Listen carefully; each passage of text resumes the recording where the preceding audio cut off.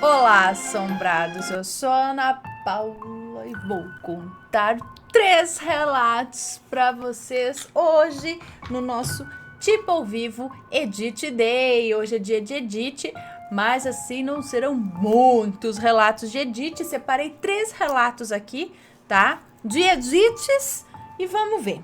Vamos lá contar. Estamos aqui no nosso Tipo ao Vivo, que você já sabe como funciona, né?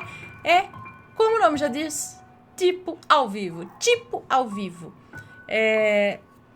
A gente não pode trocar uma ideia aqui, né? Porque a gente não tô aqui de verdade ao vivo, mas deixei gravadinho aqui pra vocês. Então, pra quem não conhece o canal, nós somos o Canal Assombrado. Temos vídeos todos os dias aqui ao vivo ou tipo ao vivo, por volta das 10 da noite, e vídeos gravados, coletâneas de relatos de segunda, quarta e sexta-feira, coletânea temática de relatos aos domingos, terça, quinta e sábado, e domingo também vídeos do Matheus, almanaque, notícias, listagem, etc e tal. Não se esqueçam da promoção, tá? Ó, nova camiseta aqui do canal, olha ela aqui. Nova estampa, nova camiseta inspirada nos relatos. Muito bonita, também brilha no escuro, tá escrito assombrado aqui. E ela está em pré-venda, então quem comprar na pré-venda vai ganhar uma fotinho minha aqui, com a camiseta. E um beijo e um autógrafinho aqui atrás, tá bom? Vai levar a camiseta. E tem as luminárias sem fio que ainda estão na promoção, só no mês de dezembro agora, já acabou um monte. Então corre lá, de R$ 49,90 elas estão por R$ 39,90. Aproveite! Vamos lá começar com as edits? Com as edits, 2 edits queriam me enlouquecer. Vamos ver então. Olha, tem uma cadeira aqui. Vai pra lá, cadeira. 2 edits queriam me enlouquecer e destruir o meu relacionamento. Ah, vá, né? Pra variar. Vamos ver. Oi, Ana, meu nome é Fulana, tenho hoje 18 anos, sou de São Paulo e irei contar a minha história que aconteceu quando eu tinha 15 para 16 anos. Trocarei os nomes dos lugares e das pessoas caso eu mencione, pois é algo complicado e não quero ser reconhecida, por nada nesse mundo. Desculpe se é muito longo, mas isso é para você entender a história e não ficar confusa. Ficarei muito grata se você contar. Voltarei aqui uns acontecimentos antes para você entender o resto da história. Ok, vamos lá. Início de tudo. Eu era do Nordeste, porém a minha mãe sempre estava viajando à procura de uma vida melhor, se adaptando nos lugares, procurando emprego, e ela levava eu e a minha irmã, e a minha outra irmã sempre ficava com a minha bisa, por ser bem mais idosa. Ah, tá. Então, uma das irmãs ficava cuidando, acho que é isso, da bisavó, porque ela era bem idosa. Então, a gente chegou a morar na casa de 2 parentes. A primeira foi de uma tia da minha mãe em São Paulo. Ficamos lá mais ou menos 6 meses. Eu estudava e imagina como era complicado, pois lá no Nordeste ensinava uma coisa e em São Paulo outra coisa, totalmente diferente. Mas eu tinha que me adaptar. Comecei a estudar nessa escola em setembro e, sinceramente, achei que seria difícil conseguir passar de ano. A professora até falou que eu não ia passar, mas depois, olhando as minhas notas, ela viu que eu havia passado e, claro, eu fiquei feliz e surpresa. Mas enfim, não vou dar muitos detalhes. Só explicando aqui que sempre fui muito esforçada e jamais iria deixar os meus estudos por nada, mesmo se eu me casasse. Pois tem gente que tem uma mentalidade um pouco atrasada e acha que só porque uma menina se casa, ainda estudando, vai deixar os estudos por causa do casamento. Comigo isso não funciona. Sempre, desde pequenininha, eu fiz 2 promessas para minha família. A primeira é que jamais iria deixar de terminar os meus estudos por causa de nada. E a segunda é que eu não iria me perder antes de achar o grande amor da minha vida. E graças a Deus, Ana, consegui cumprir as 2. Enfim, voltando à história, consegui passar de ano. E foi tudo de bom. Passado o ano de 2009 para 2010, as coisas na casa da tia da minha mãe,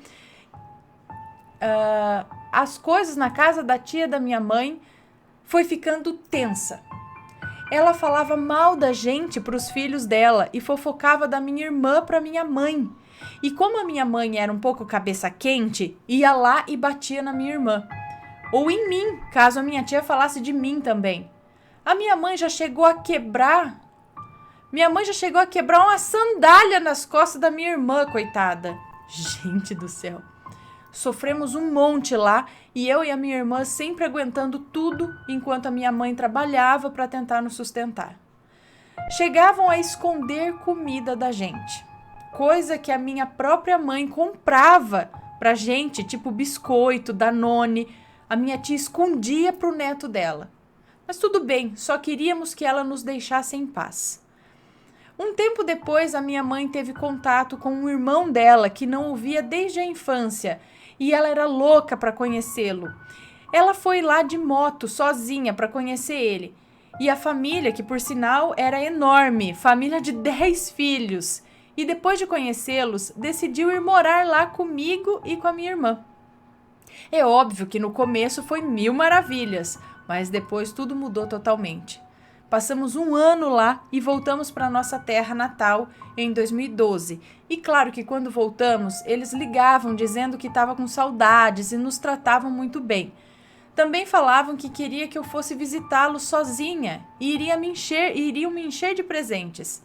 Eu só ouvi a minha mãe que dizia que eu tomasse cuidado, que cobra adora dar botes. A novidade. Em 2014, ligaram para minha mãe dizendo que tinha aberto um programa de jovem aprendiz, que os jovens poderiam trabalhar e ganhar um salário mínimo, e claro que eu fiquei interessada. Eu já tinha 14 anos, já era uma moça e queria ter o meu próprio dinheiro para ajudar inclusive a minha mãe, pois a pensão que o meu pai me dava nunca me ajudou em nada. R$190 para uma família, para pagar água, aluguel, comprar comida, não dava para nada. Pois, como você sabe bem, Ana, as coisas não são baratas. Para uma merrequinha dessas que ele mandava, para completar, ele nunca se importou comigo, nem queria que eu tivesse nascido. Só se importava com a filha dele, caçula, que por sinal paga bem mais pensão para ela do que pagou para mim, desde que começou. Mesmo assim, nunca precisei dele para nada, pois o dinheiro nem considerava meu. Era mais para sobreviver no geral. Até tinha cansado das suas promessas ilusórias. Enfim, falei para minha mãe que iria para São Paulo sozinha, para resolver a minha vida de uma vez. Terminar os meus estudos, trabalhar e, quando completasse 18 anos, alugar um lugar para eu fazer a minha vida, por São Paulo mesmo. A minha mãe conversou comigo e me lembrou como foi difícil a nossa vida na casa desse tio, que ele não tinha mudado, embora parecesse. Mas eu insisti achando que, como os filhos dele já haviam crescido, talvez tivessem amadurecido. A minha mãe disse que não era assim tão simples, mas eu insisti até que ela ligou para ele e disse que eu queria ir lá para tentar esse programa aí. E em outubro de 2015 eu fui. Voltando para São Paulo. Toda feliz achando, minha vida agora vai mudar. Até mudou, para pior.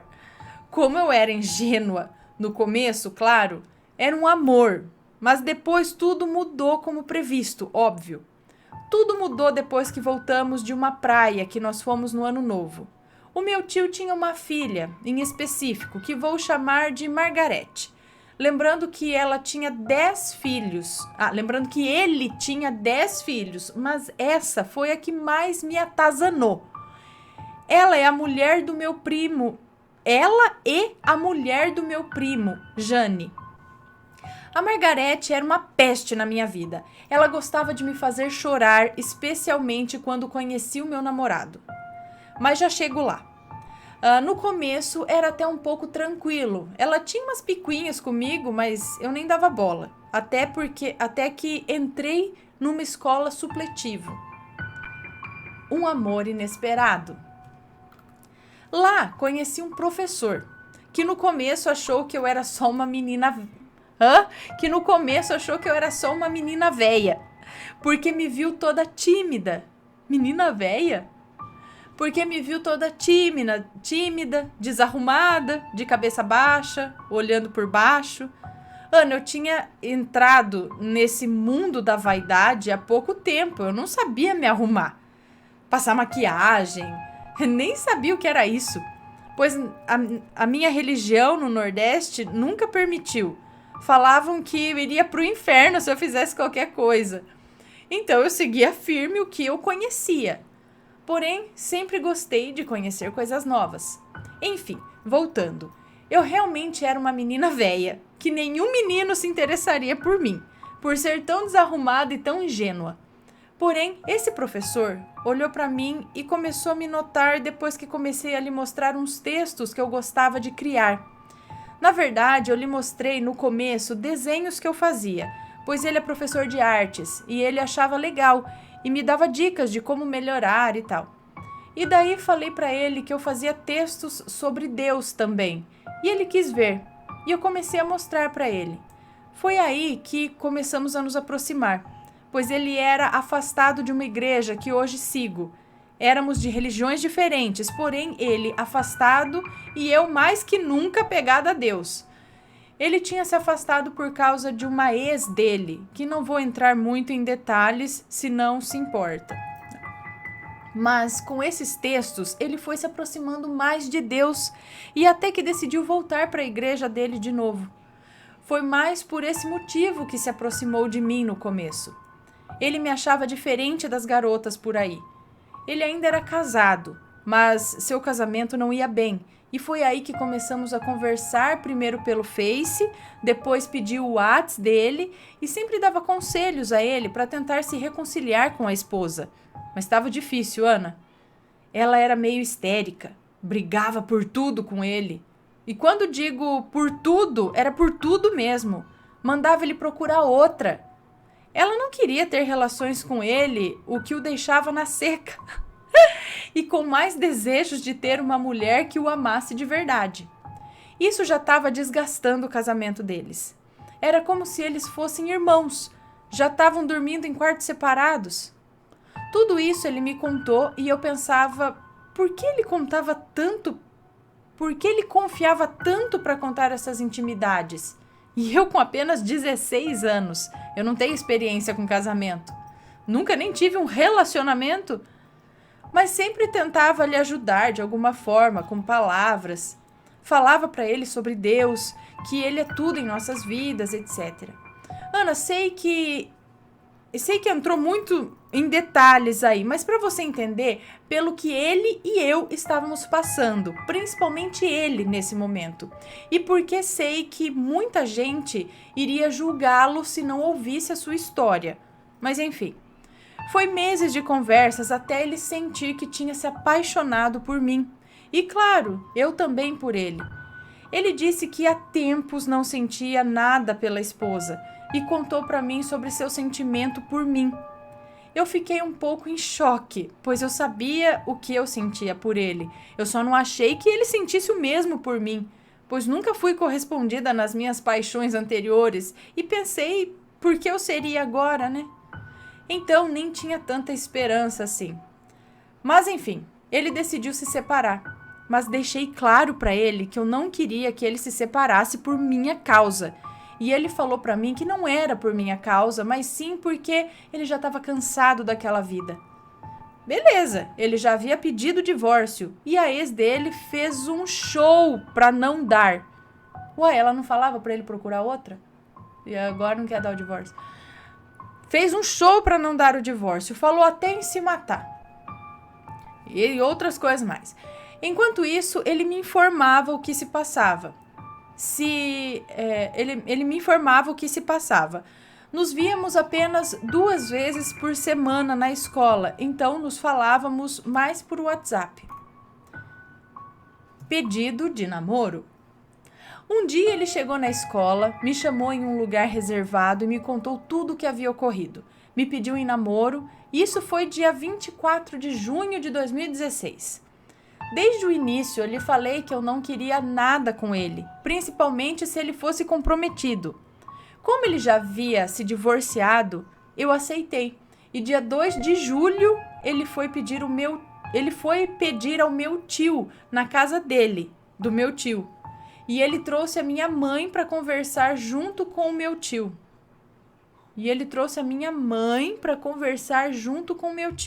Detalhe, a minha mãe estava no sul, em Santa Catarina, e ele trouxe ela para São Paulo. Ele pediu a ela e ainda ao meu tio. Porém, antes de pedir ao meu tio, ele foi na minha igreja e pediu à minha tia. Vou explicar. Em um domingo, ele foi na minha igreja e pediu à minha tia. Ela disse que meu parente mesmo é o meu tio, e ele disse que ia pedir a ele. No outro domingo, ele foi lá pedir e levou a minha mãe junto, e a mãe dele também. Só sei que quando ele chegou lá, todas as minhas primas, em especial a Margarete e a Jane, mulher do meu primo, ficaram falando um monte. Nossa, falaram absurdos, dizendo que aquele tipinho elas já conheciam. A Jane estava toda nervosinha porque ela, no domingo passado, disse para mim que iria conversar com a minha mãe sobre esse cara. E Ana, você nem imagina, ela tratou ele como se fosse o pior homem que já existiu na face da terra. Ela falou que ele vivia me dando presentinhos para se aproveitar de mim, coisa que ele nunca fez. Ana, ele nunca me deu presentes antes da gente namorar. Ela disse que ele estava querendo me dominar, que ele era um pedófilo, que ele estava me enganando.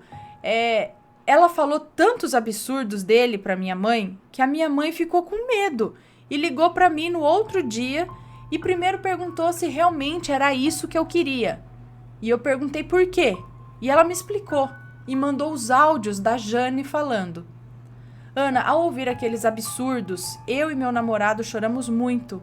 Claro que ele não estava comigo, mas a minha mãe falou com ele e eu confirmei quem ele realmente era e que tudo não passava de uma mentira horrível.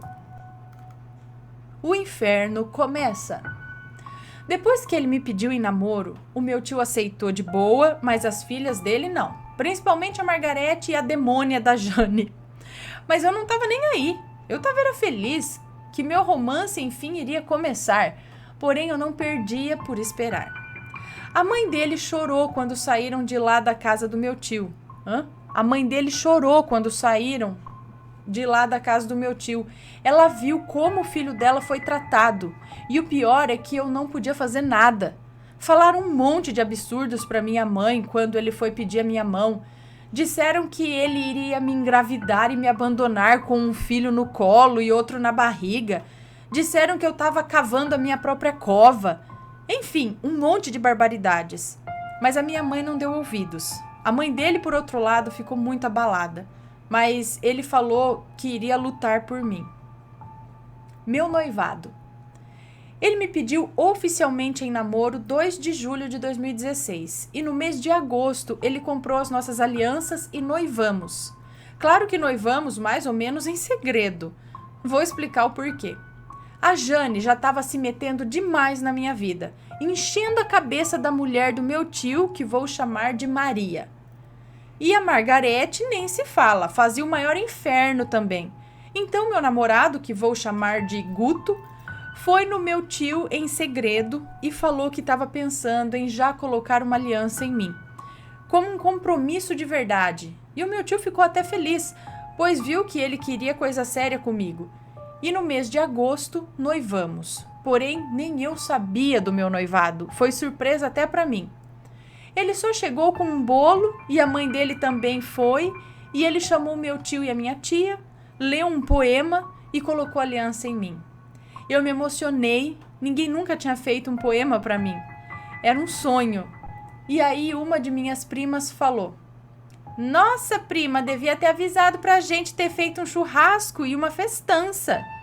Ana, você acha que realmente eles iriam fazer algo pra mim se soubessem que eu ia noivar? Eles não nos queriam nem juntos, imagina se soubesse que a gente ia noivar naquele dia.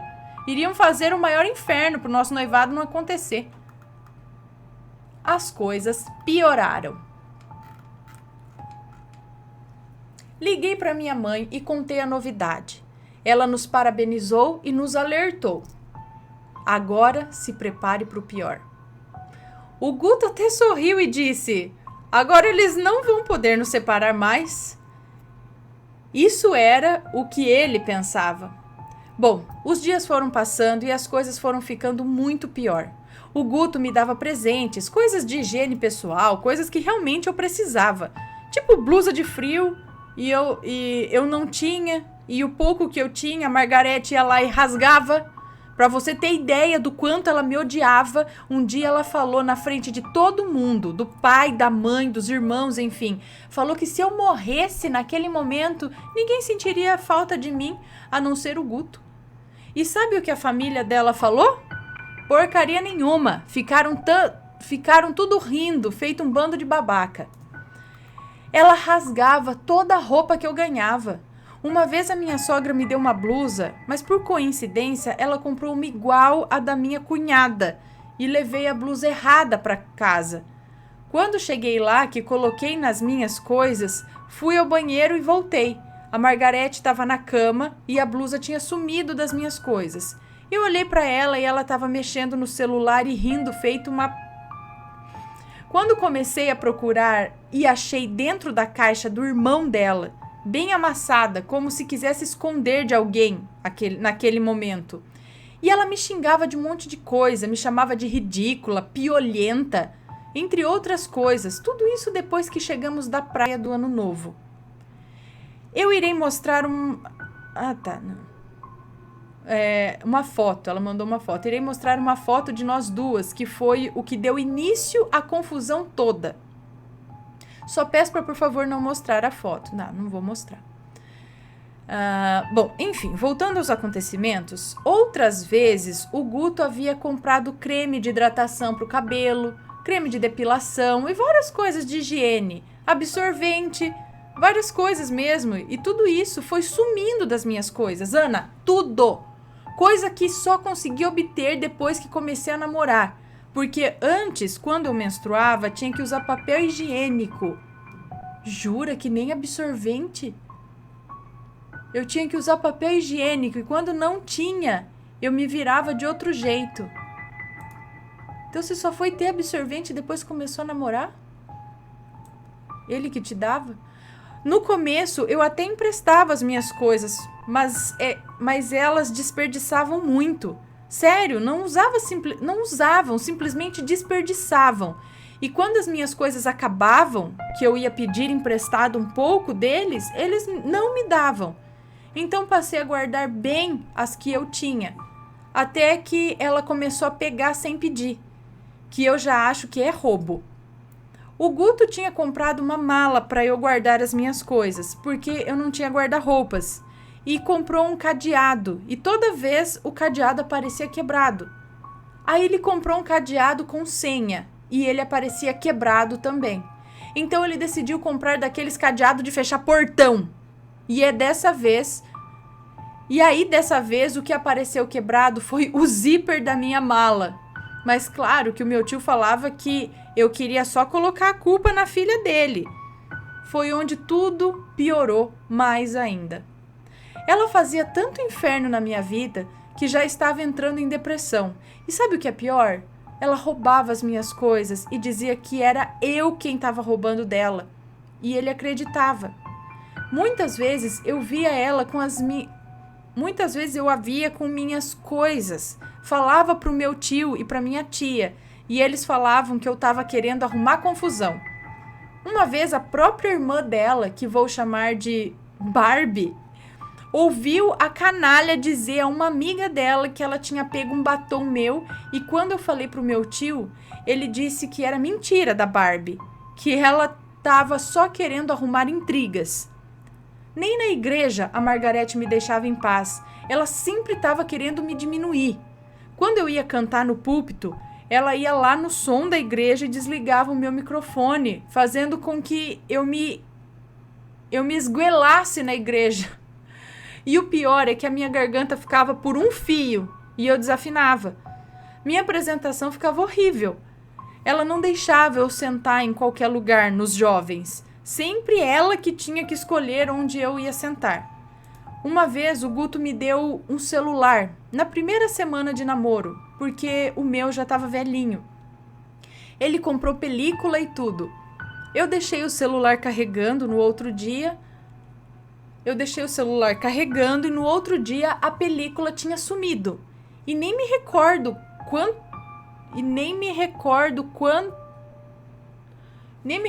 quantos carregadores ele já me deu. E ela roubava de mim toda vez que eu deixava carregando. Além de ter roubado meu cartão de memória, e se eu tinha uma música no celular que ela gostasse, era capaz de me matar. Hã? E se eu tinha uma música no celular que ela gostasse, era capaz de me matar. Como assim? Sobre o carregador, eu falo isso porque uma vez, ela e a irmã dela, menor, tava na cozinha e eu coloquei o celular para carregar. Ela cochichou alguma coisa no ouvido da irmã e a irmã concordou. Quando eu saí para fazer algo que estava voltando, eu a vi correndo com algo escondido na mão em direção ao guarda-roupas dela. Quando fui olhar na cozinha, o meu carregador tinha sumido e a irmã menor estava rindo. Nessa altura, o meu tio já estava contra mim e claro que se eu dissesse que ela tinha pego, ela ia dizer que era dela e ele iria falar um monte para mim. Ele sempre falava para Maria, a mãe dela, mandar eu fazer alguma coisa. Quando eu ia fazer, ela ia lá, roubava as minhas coisas e ninguém nunca acreditava em mim. Detalhe, ela era uma baita preguiçosa que só mandava e os pais comiam na mão dela. Até que um dia decidi colocar meu celular para carregar na igreja, pois o Guto tinha me dado outro carregador. Então,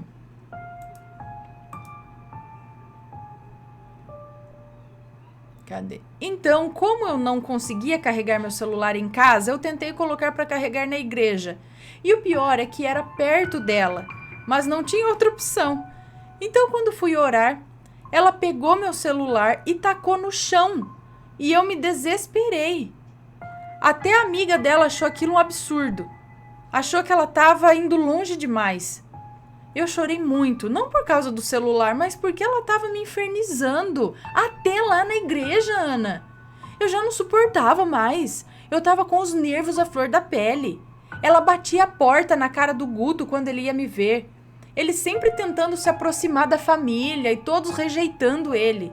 Ele comprava bolo, pães, suco. Eles comiam, mas tratavam ele mal. A Margarete o tratava feito um animal. Eu chorava por vários motivos. Eu já estava quase com depressão ali naquela casa. Uma vez, o Guto estava indo para a casa dele quando eu fui lá no carro dele dar um último beijo de despedida. Quando eu estava voltando para casa, ele viu um vulto negro indo atrás de mim. Passou por mim e foi direto para a casa do meu tio. Eu estava tendo crises de tanto passar nervoso e isso já estava refletindo em meus sonhos. Uma vez eu fui dormir e sonhei que eu passava muito mal. O Guto tentava me dar remédio, mas eu não conseguia engolir.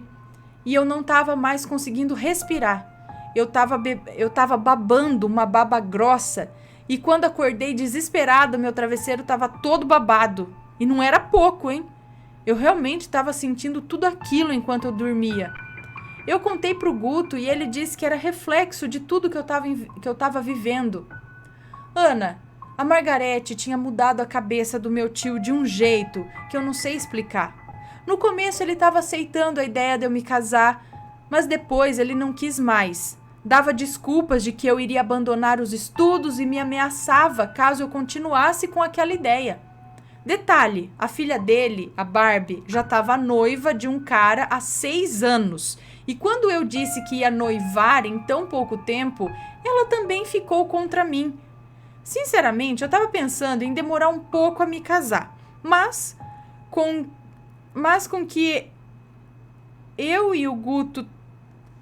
tudo que eu e o Guto estava passando, não estávamos mais suportando.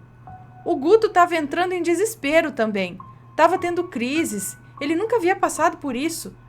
Eles começaram a nos perseguir. A gente não podia sair nem para um mercado que tinha perto da casa do meu tio sem que eu levasse a minha prima menor, aquela que ajudou a Margarete a roubar meu carregador.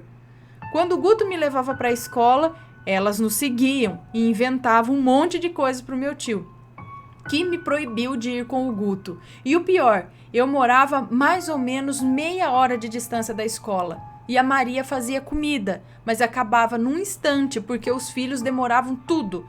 E eu entrava na escola às 7. Como? Peraí. A Maria fazia comida, mas a comida acabava num instante, porque os filhos dela devoravam tudo. Eu entrava na escola às 7 da noite e tinha que sair de casa a pé 6h50. 10 minutos. Ou seja, eu não conseguia comer em casa e não conseguia comer na escola. Porque quando eu chegava, todo mundo já estava na sala e a comida na escola já tinha acabado. Eu emagreci muito, muito mesmo. Tava passando o maior inferno. E sabe o que é pior? A Jane me chamava para ajudar ela na casa dela e começava a falar mal das filhas do meu tio. Ela era falsa e fofoqueira e eu só ouvia. Depois ia dizer para elas e para Maria que eu estava falando mal delas, sendo que ela era quem falava. A Maria muitas vezes queria que ela tirasse respostas de mim fingindo ser uma amiguinha. Outra vez, ela chegou perto de mim enquanto eu estendia as roupas e perguntou se a minha sogra era macumbeira. Eu olhei para a cara dela e mal respondi. E mal respondi que não, óbvio, já estava de saco cheio dela. Então ela continuou dizendo que havia sonhado que eu estava dançando no meio de uma macumba. E eu nem aí pro que ela falava, nem dei ouvidos. Só sei que eu comecei a bloquear eles do meu Facebook. Comecei a me afastar. E elas falaram pro meu tio que começou a gritar pra mim e pro Guto. Agora é só o Guto que é sua família? Você abandona sua verdadeira família para considerar um palhaço desse? E o coitado do Guto ficava só calado, porque se a gente falasse qualquer coisa, seria capaz do meu tio separar a gente como já ameaçava várias vezes. Eu sei que sou família desse povo, mas eu não gosto disso. Elas viviam me vigiando, até quando eu ia falar com a minha mãe. A Jane ficava escondida, escutando o que eu estava falando com a minha mãe, para ir falar para Maria e as filhas. Um dia peguei ela no flagra e gritei: "O que você quer?" E ela inventou uma desculpa de que ia pegar as roupas do varal, gritando comigo também. Tudo mentira. Quando cheguei lá embaixo, ela estava falando para Maria e as filhas que eu fui grossa com ela e eu já estava me cansando disso. Meu tio estava tão mudado para mim que eu não podia fazer nada. Por exemplo, uma vez eu estava na sala de boa e a filhinha dele, a Margarete, tinha chegado da academia e deitou na cama e ficou papeando com as amigas dela. Eu fiquei lá por quase meia hora quando decidi ir tomar banho. A filha dele falou que ia primeiro. Bom, eu não dei ouvidos e fui, porque eu já tinha pego a minha roupa, a minha toalha e já estava entrando. E outra coisa, ela estava lá de bobeira, sem fazer nada, até eu levantar e ir. Então ela foi falar pro pai dela que a roupa dela já estava lá dentro e mesmo assim eu fui. Gente, e sabe o que estava lá dentro? Roupas sujas no chão, molhada, fedida, ou seja, mais uma de suas estúpidas mentiras. Quando saí do banheiro, meu tio foi falar um monte pra mim, quase querendo me bater. Falou pra mim. Meu tio tava quase querendo me bater. Falou pra eu parar de querer arrumar confusão, que a casa não era minha. Ana, eu já não aguentava mais. Toda vez que eu ia tomar banho, mal eu entrava no banheiro e essa fulana ia bater na porta. E não era batendo educadamente, não. Era querendo derrubar a porta. E quando eu ia sair, ela me empurrava, quase me derrubando no chão molhado e sujo. Aquilo me dava um ódio tão grande que eu corria pra laje e chorava feito uma idiota. Meu tio me proibiu de sair para qualquer lugar, até para entregar currículo. Nem no dentista ele me deixava ir, sempre ameaçando me separar do Guto. Ele já havia falado que ia matar o Guto. E eu chorava com tudo isso. Eles queriam me levar para bem longe, tomar o meu celular e nunca dar notícias de mim pro Guto. Mas antes disso acontecer, o Guto trouxe a minha mãe para São Paulo e nos casou. E nos casou? Como assim? O Guto trouxe a minha mãe para São Paulo e nos casamos. Acho que é isso. Eu com 16 anos e não me arrependo, Ana. Eu tô muito feliz, graças a Deus. Eu tenho uma amiga da igreja que era uma irmãzinha de 50 e poucos anos, amiga da Maria também. Fiquei sabendo por ela que depois que eu saí de lá, tudo desandou na casa do meu tio. O pessoal que ia para a igreja começou a parar de ir. Só quem estava indo era a Maria. A Jane não quis mais ir porque um cara mandou ela ficar com o filho dela no colo, pois igreja não era lugar de bagunça. Por isso ela se irritou e saiu da igreja. O marido dela saía e voltava tarde com cheiro de perfume de mulher e marca de batom na roupa. Isso eu ouvia ela muitas vezes chorando e falando para Maria. A igreja fechou. A minha prima mais velha começou a beber muito e começaram a ter muitas brigas naquela casa. Hoje já não sei mais nada deles. Porém, parece que a Margarete ainda quer ter algum contato comigo, pois ela mandou mensagem no meu número, coisa que jamais dei a ela, e claro que não respondi, né? Não sou tão otária assim. Eu não sei se é arrependimento ou se é só curiosidade para saber como tá a nossa vida, Ana. Pois depois que publiquei no Face que estava grávida, com certeza eles ficaram bastante curiosos. Não duvido que sempre ficaram futricando a nossa vida para saber se estávamos felizes e sempre fiz questão de mostrar que depois que saí de lá eu tô muito bem, obrigada. Tô muito bem casada, tô grávida e o melhor, nosso bebê vai nascer em um ambiente de amor, longe de inveja ou de intrigas. Eu sei que não tem nada de assombroso, mas isso é para você ver até onde vai a crueldade do ser humano por causa de ódio, de inveja, pois ela sempre fez isso. Porque ninguém nunca foi lá fazer o que o meu marido fez por mim e nunca ninguém passou pelo que meu marido passou comigo. Se fosse outro, teria desistido. Ele podia ter procurado qualquer mulher, mas ele escolheu sofrer até o fim comigo. Para mim, isso que realmente é amor. Eles viam isso na gente, por isso que nos perseguiam tanto. Mas enfim, vencemos com a ajuda do Pai Celestial. Até hoje ela nunca arrumou um namorado. E ela tinha 25 anos quando eu saí de lá. Dá para imaginar? Espero que tenha gostado do relato, obrigada por ler. É bom sempre lembrar que o rancor e a inveja não te levam a lugar nenhum, só a destruição. Lembrando também que o que você faz volta 3 vezes pior. Nunca desejei nem desejarei mal nenhum a eles.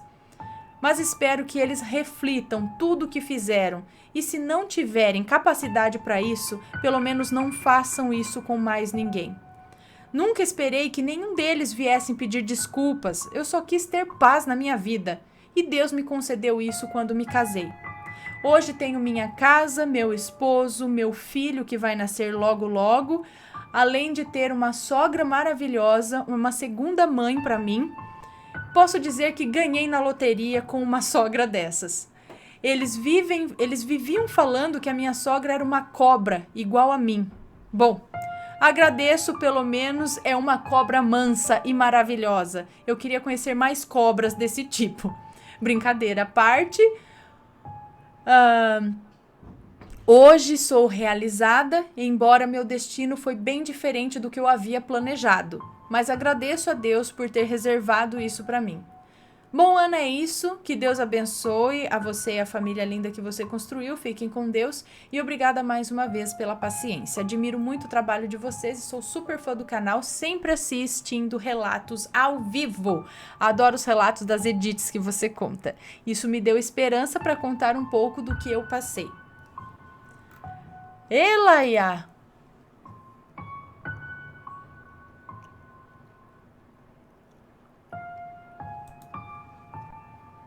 Gente do céu.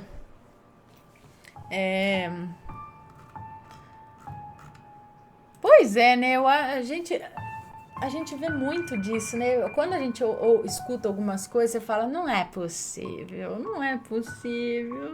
Ai, meu Deus, mas é possível. Ai, Vai entender a cabeça das pessoas. Mas, na verdade, eu acho que o ambiente já era difícil no meio deles.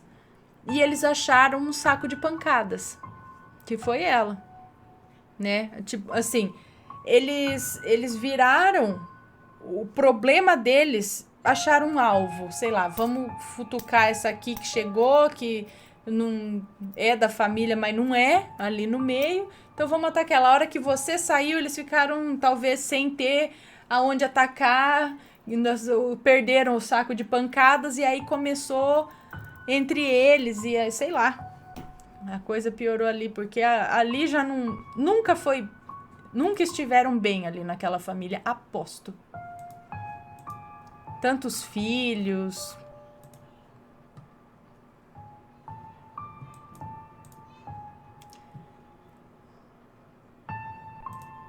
Que é isso? Bom, vamos para o segundo relato. Apesar que esse foi bem longo, não é mesmo?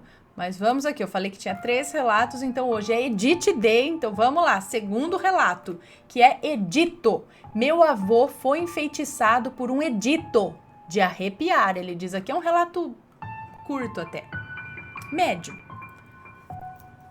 Ana, boa tarde. Este relato é verídico e os nomes já foram trocados. Me chamarei de Pedro.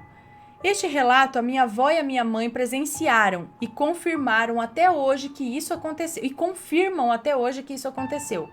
O meu avô já falecido se chamava João. Morava em Belo Horizonte, Minas Gerais, e trabalhava na extinta DENER, Departamento de Estrada e Rodagem. Por ser muito sistemático, ele não tolerava brincadeirinhas íntimas dos colegas de trabalho. Assim como odiava cigarros e bebidas e qualquer traço de pessoas que não têm comprometimento com os deveres da vida, como trabalhar, por exemplo. Guardem essas características dele. Um certo dia, Tiago, um colega de seu trabalho, fez um comentário sobre uma de suas filhas, que é uma das tias do moço que nos conta esse relato, né? Uma de minhas tias. Que precisava de apenas uma chance com ela para lhe mostrar o que é um homem e coisas desse tipo. Meu avô, de imediato, lhe meteu um soco no nariz que sangrou muito. Inclusive, meu avô foi suspenso por alguns dias do serviço, mas só ficou nisso. Bem dado. Tiago, o edito, após alguns meses e de retorno de uma viagem da Bahia, lhe trouxeram um delicioso peixe assado, especialmente feito para o meu avô. Segundo o Tiago. Reparem nisso, quando é dado uma comida para a pessoa, eles falam, feito especialmente para você. Sabe que tem que falar isso? Eu não sei, mas quando alguém vier entregar alguma coisa pra você e falar feito especialmente pra você, você já nem come. Ah, obrigado! Não come. Eu falo, nossa, eu acabei de tomar um remédio e eu não tô podendo, eu tenho que esperar 1 hora pra comer agora, mas depois eu como. Vou levar pra minha, muito obrigado. Chega em casa, no lixo. Então, trouxe ali um peixe assado especialmente feito para o meu avô, segundo o Tiago. Por saber que o meu avô amava mais que tudo esse prato, e premeditou que assim ele talvez não recusasse o prato. Pois bem, meu avô devorou o prato de imediato, e assim fizeram as pazes. Ana, após 3 dias, meu avô acorda e decide que não iria trabalhar naquele dia. Saiu, comprou charutos cubanos e uma antiga revista chamada Cruzeiro, e cachaça. Logo ele, que nunca, jamais tomou esse tipo de bebida. Essa rotina de acordar, não ir para o trabalho, fumar e beber, durou 1 semana. E como se não bastasse essa mudança repentina de comportamento, ele não conseguia comer mais nada. Tudo que comia, vomitava de imediato. Isso é outra coisa que acontece sempre, a gente vê nos relatos aqui. Não consegue mais comer, tudo que come vomita. Tudo que ele comia, ele vomitava de imediato. E ele foi levado a vários médicos, pois isso já perdurava por muitas semanas. E os médicos não achavam nada que pudesse lhe dar um atestado, pois o mesmo estava quase perdendo o emprego por faltas. A minha avó já não dormia à noite, pois, segundo ela, ele, à noite, e precisamente às 3 da manhã, acordava e ficava cantarolando músicas de roda, que, segundo ela, dava arrepios. Assim, minha avó escondia todas as noites as facas, as chaves da casa, para que ele não fugisse e não fizesse nenhuma besteira. Após mais de um mês nesse inferno, um vizinho médium da minha avó, que inclusive a sua esposa já fez feitiçaria para minha avó também, espero poder contar um outro dia esse relato. Então, o vizinho médium incorporou alguma entidade, acredito ser a mesma que trabalhou para o Edito, e disse, a entidade disse, Maria, esposa do médium, escreva o que vos falo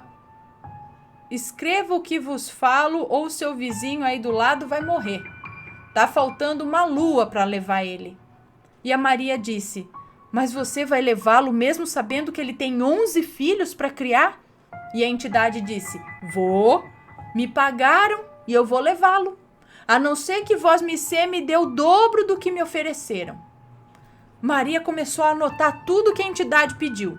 Uma fita vermelha e amarela, uma galinha preta inteira com tudo dentro, vela que não me lembro mais a cor, não sei das quantas.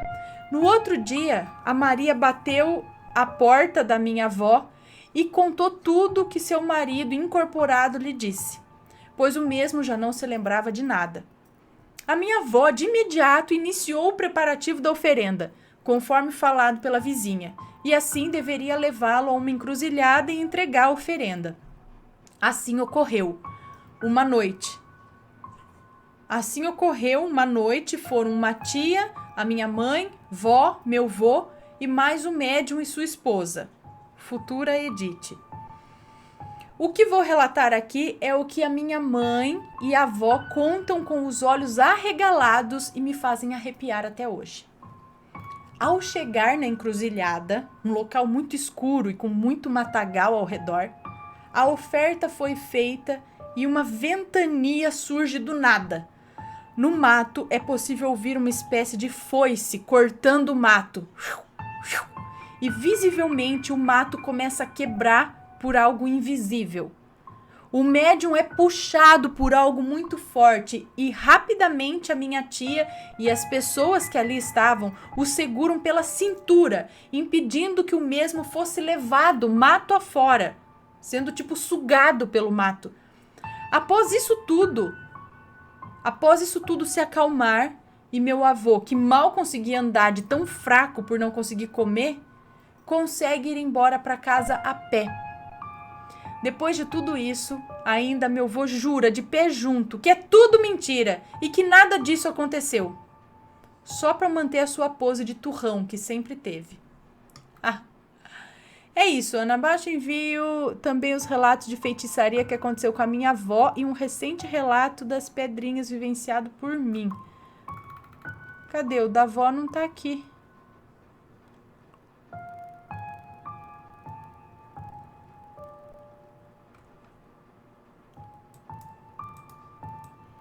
Os da avó não veio. Enfim. Ei, Laia. Tô falando, vá comer essas coisas do povo que você tem intriga aí, ó. Come não. Último relato da noite, tá? Mais um aqui. Também é médiozinho, tá? Maria Catarina e eu, quase Edith. Oi, Aninha, amo muito seu canal. Você tem talento. Obrigada. Bom, vou contar o meu relato aqui. Conheci o meu amigo, que aqui chamarei de Tiago, também. Numa viagem, em pouquíssimo tempo viramos muito amigos. Conheci meu amigo numa viagem, em pouco tempo viramos muito amigos. Eu contava tudo para ele e vice-versa. Nessa época eu não enxergava, mas ele era uma pessoa horrível. Egocêntrico demais, snob, arrogante, além de egoísta e maldoso. No final, se fazia de vítima, acredita? Nossa amizade estava indo bem até o começo desse ano de 2018. Do nada, ele ficou frio comigo e começou a se afastar. Eu não entendi nada. Tentei segurar a amizade. Eu não sei se é moço ou moça que tá contando. Não entendi nada. Tentei segurar a amizade, mas não dava mais. Ele já havia encontrado alguém melhor que eu. A Maria Catarina. Maria Catarina era a garota mais linda e popular da minha sala, com cabelos pretos brilhosos e olhos escuros penetrantes. Ela era atraente, enquanto eu era uma moça. Enquanto eu era a garota estranha que vivia lendo e fazendo os amigos passar vergonha. Maria Catarina sempre me odiou, porém tentava disfarçar. Eu, por educação, apenas sorria e me fazia de trouxa, mas sabia que ela não me cheirava bem. Literalmente, o perfume dela me fazia passar mal. Eu sou alérgica a perfumes fortes. Como disse, Tiago estava afastado de mim e muito próximo de Maria Catarina. Eu conseguia ver em seus olhos que queria voltar a falar comigo, porém algo o impedia. Após um tempo, descobri que a avó de Maria Catarina mexia com magia negra. Na hora pensei, essa nojenta pediu para a avó fazer um trabalho para afastar o Tiago de mim. Realmente havia um trabalho para Tiago se afastar de mim. Quando confrontei Maria Catarina, ela apenas deu uma risadinha falsa. Fiquei revoltada, mas deixei assim. Maria Catarina ia se ferrar. Isso eu tinha certeza. Passou um tempo e Tiago começou a ignorar Maria Catarina. Ela, muito revoltada, foi pedir satisfação. Não sei da história direito, pois Tiago não me contou com muitos detalhes por medo que eu fosse meter uns cascudos na garota. Só sei que a amizade acabou e as notas de Maria Catarina baixaram, além de ter tido seu celular roubado. Estou próxima até de Tiago, mas não como antes, por causa das características que citei ali em cima. Agora vem a pergunta. Por que eu, quase Edith? Quando Tiago se afastou de mim, eu estava triste e sem apoio. Ouvi falar de uma tal de simpatia e me animei toda. Resolvi que faria sim, uma com limão e molho de pimenta, para azedar o relacionamento. No meu caso, de Maria Catarina e de Tiago. Porém, assisti uns relatos do seu canal, melhor canal, né? E percebi que não adiantaria fazer isso.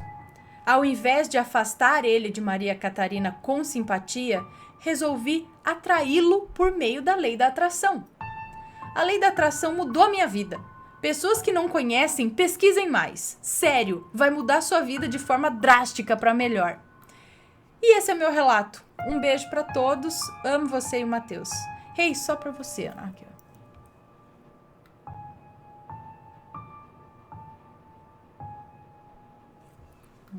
Entendi.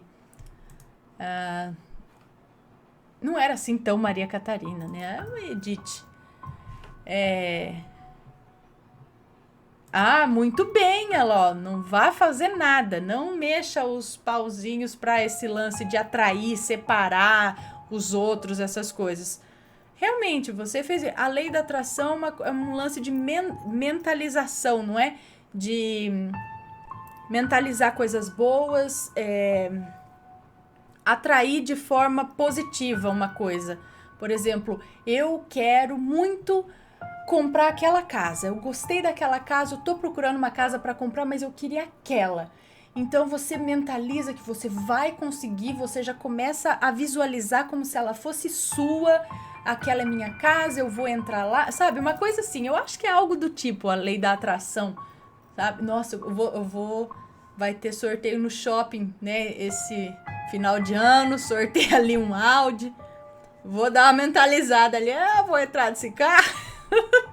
Não, mas é mais ou menos assim, sabe? Uma coisa que você vai mentalizando, vai tentando atrair como se fosse seu, né? Mas é pra coisa boa. Você tentar atrair coisas boas pra você. E é isso aí, muito bem. Não faça essas... Nem que seja simpatia. Eu li um relato esses dias de uma simpatiazinha e vou fazer uma simpatia. Que também deu ruim na simpatia. Tá? E é isso, pessoal. Continuem mandando seus relatos de edits aí, tá? Que a gente vai lendo. Bom, por hoje é só. Estamos terminando este Edit Day. E tenham uma boa noite. Um beijo pra você. Que vocês estejam livres de Edites, Editos e Marias Catarinas, tá? E a gente se vê amanhã de novo, ok? Um beijo pra vocês. Tenham uma boa noite. Fui!